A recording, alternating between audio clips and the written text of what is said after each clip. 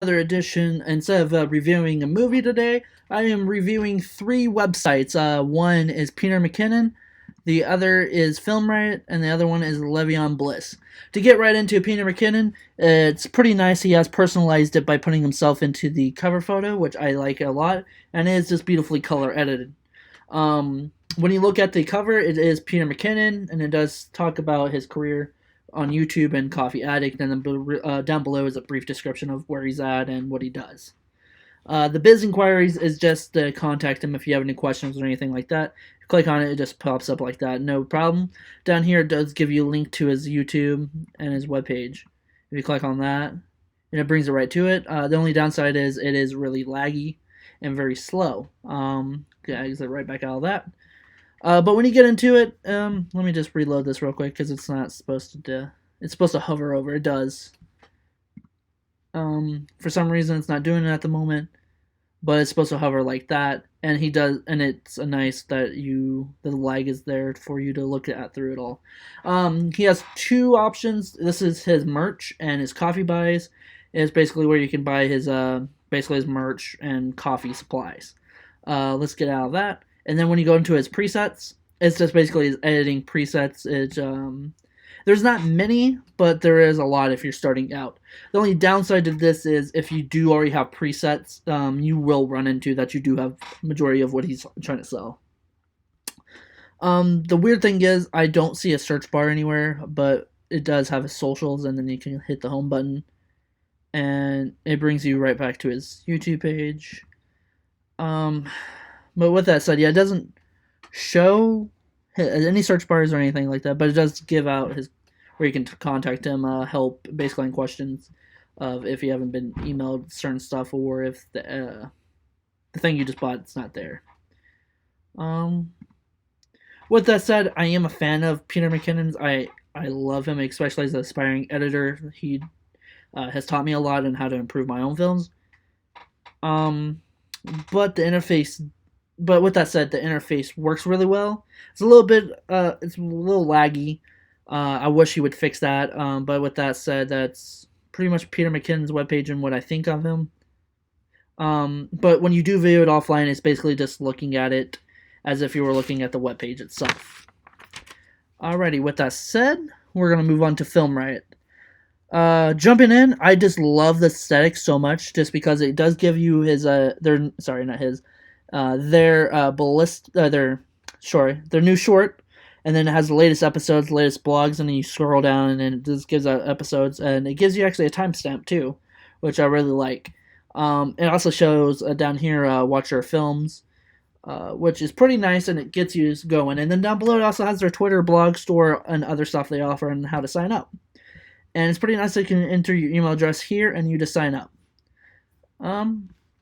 With that said, let's just click on episodes, and it just like Peter McKinnon's, it does have a little bit of lag time, but these videos right here are just like little clips from their YouTube channel, and they do have search bars, so you can do like so let's just type in lighting. Whoops, if I can spell it.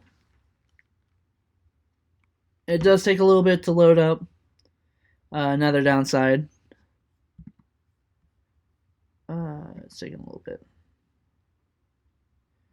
Yeah, but it just shows what they've done on YouTube, and you can just go to their channel and watch it as well. And then their films that they make and they don't put on onto their YouTube channel, but for you to buy, you can do that, and you buy it with the behind the scenes and everything. Podcast Connect. It's basically like Peter McKinnon's, but a lot faster, I would say, and a lot more to offer. The mobile, it does work just the same. It's quick, it's fast, and it's easy. And I really enjoy that. And with that said, we're going to move on to Le'Veon Bliss. Le'Veon Bliss is more interactive than the other two.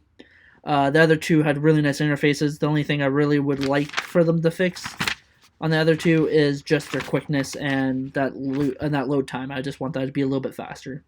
But Le'Veon Bliss, when you click on it, it does jump right in and it makes you want to be more interested.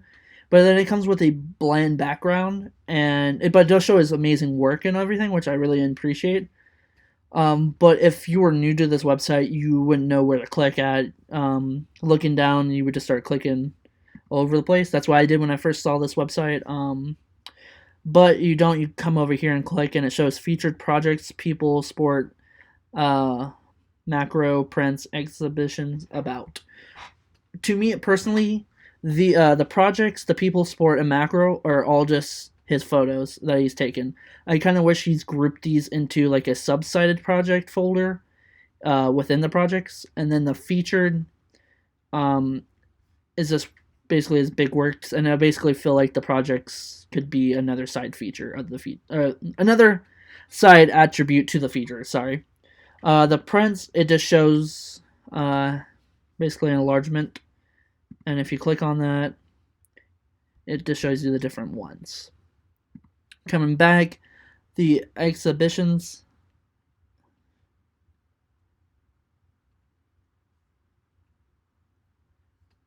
It does have a lot longer of a load time than the most. Yeah. It just shows you basically the dates and times of his exhibits.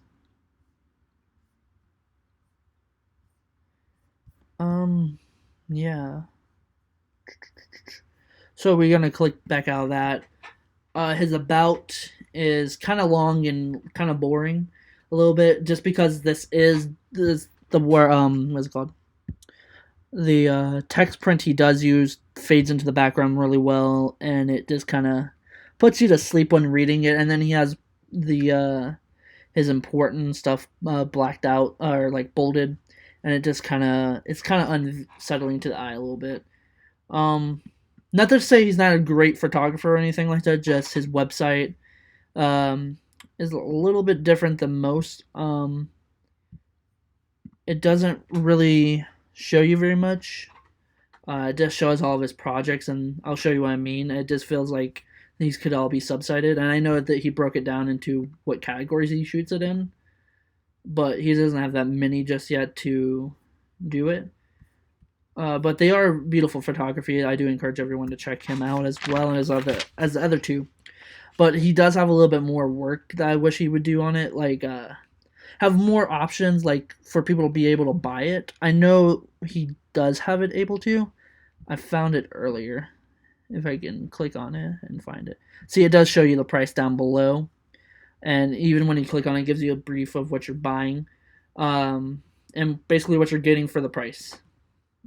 But with that said, I feel like his is a little bit more, you have to go searching for it. And if an average viewer looked onto it, it'd just be very confusing, because you think all these are just like important things, but really a lot of this could be broken into subsided. Like the featured could feature the projects, people, sport, macro, and that'd be one thing, and the prints and the exhibits could be another thing together in the about.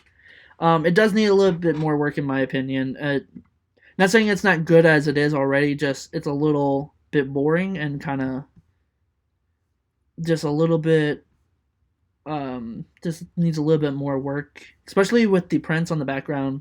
There is no color differentiation. It just looks like he just put his photos there in different spots. And I wish they would have like a little bit more, and then his name fades in as well. But the main thing I would love for him to fix is just the lag time. But with that said, that is me reviewing these three.